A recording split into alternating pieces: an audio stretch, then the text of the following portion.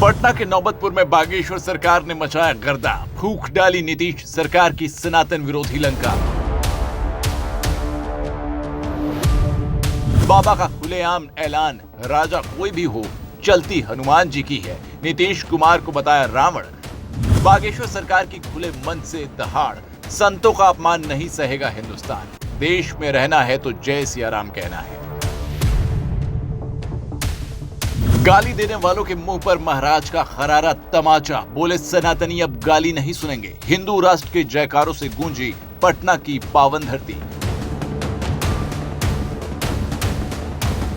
नौबतपुर में बागेश्वर सरकार ने मचाया गर्दा, कैसे घुटनों पर आई बिहार सरकार। नीतीश की बागेश्वर महाराज ने कर डाली फजीहत, किस तरह खुले मन से लगेंगे हिंदू राष्ट्र के जयकारे। देखिए पब्लिक दर्पण न्यूज की स्पेशल रिपोर्ट में। मन से हिंदू राष्ट्र की जय जयकार, चारों तरफ सनातनी शेर ही शेर, और इन सब के बीच हिंदुत्व के पोस्टर बॉय धीरेन्द्र शास्त्री ने कैसे फूंक डाली नीतीश कुमार की लंका। पटना के नौबतपुर में बागेश्वर सरकार जो गर्दा मचाए हैं, क्या कहें भैया। सनातनियों का तो सीना चौड़ा हो गया, तो वहीं पंचर पुत्रों और उनके आकाओं का मुंह काला हो गया है। मुंह भी ऐसा काला हुआ है कि इस काले के सामने काला रंग भी शर्मा जाए, क्योंकि कथा के दौरान इशारों ही इशारों में बाबा ने ऐसा कुछ कर डाला कि जिससे सांप भी मर जाए और लाठी भी ना टूटे।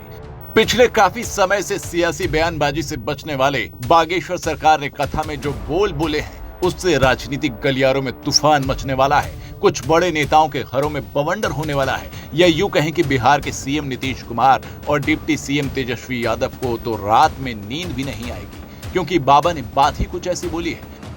बागेश्वर सरकार की कथा को विफल करने के लिए बिहार सरकार पर जो आरोप लग रहे हैं, उन आरोपों के बाद बागेश्वर सरकार ने सनातन विरोधी सरकार का तमंगा हासिल कर चुकी नीतीश कुमार की सरकार पर ऐसा बाण चलाया है कि सारा कैबिनेट धराशायी हो गया है। आज हम आपको बताएंगे कि किस तरह से बागेश्वर सरकार ने बिना नाम लिए नीतीश कुमार को रावण बता डाला। साथ ही ये भी बोल दिया कि कोई कुछ भी कर ले, लेकिन होता तो वही है जो हनुमान जी चाहते हैं। इतना ही नहीं, बाबा ने काफी समय से गाली देने वाली तेजू एंड पार्टी को भी ऐसा शब्दों का तमंचा जड़ा है जिसका निशाना कभी भी इनके गालों से नहीं छूटेगा।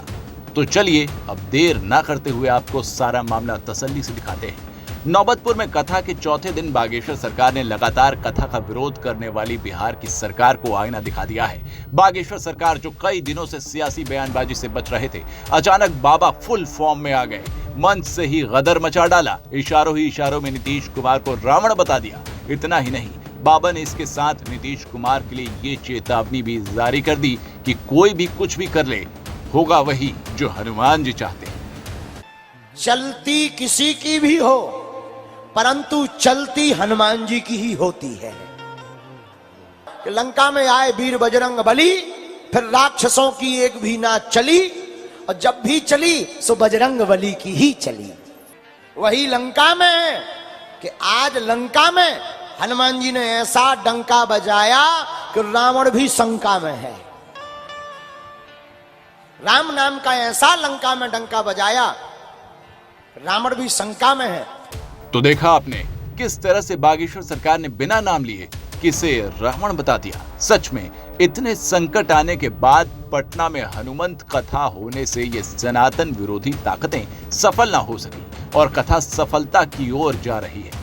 ये हनुमत लाल की कृपा नहीं तो और क्या है। इतना ही नहीं, बागेश्वर सरकार ने काफी समय से गालियों का जहर उगलने वाली बिहार के मंत्रियों और पंचर पुत्रों को भी सबक सिखा डाला। बाबा ने सीधे शब्दों में अपने भक्तों से कहा कि अगर कोई हमें गाली दे तो तुम नाराज मत होना, बस उसे सेम टू यू कह देना।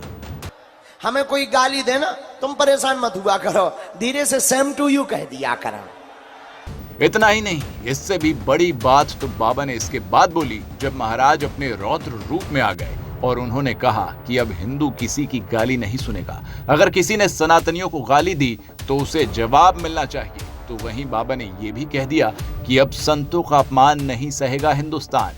इस सब के साथ में धीरेन्द्र शास्त्री ने यह चेतावनी भी जारी कर डाली कि अगर हिंदुस्तान में रहना है तो जय सिया राम कहना है। संतों का अपमान अब नहीं हो। रामचरितमानस, गीता, पुराण, इनका अपमान अब नहीं सहेंगे। अगर भारत में रहना होगा तो सीताराम ही कहना होगा। तो देखा दोस्तों आपने किस तरह से बागेश्वर सरकार अपने रौद्र रूप में आ गए थे।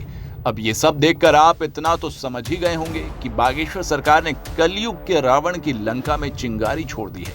धीरे धीरे ये पूरी लंका जलकर खाक हो जाएगी और उस आग के बाद जो बचेगा वो केवल सनातन ही सनातन होगा। अब आपको क्या लगता है, क्या बागेश्वर सरकार ने रावण का शब्द सही इंसान के लिए चुना है? क्या बागेश्वर सरकार ने गाली वाली बात कही है? अब आप भी उस पर अमल करेंगे? आप अपनी राय कमेंट बॉक्स में जरूर लिखें। आपकी राय हमारे लिए बेहद कीमती होती है। सनातन से जुड़ी खबरों के लिए हमारे चैनल को जरूर सब्सक्राइब करें, साथ ही वीडियो को लाइक और शेयर जरूर करें। अगर आप सनातन के समर्थक हैं तो अपना योगदान जरूर दें। पटना से ठाकुर राहुल जादव की रिपोर्ट।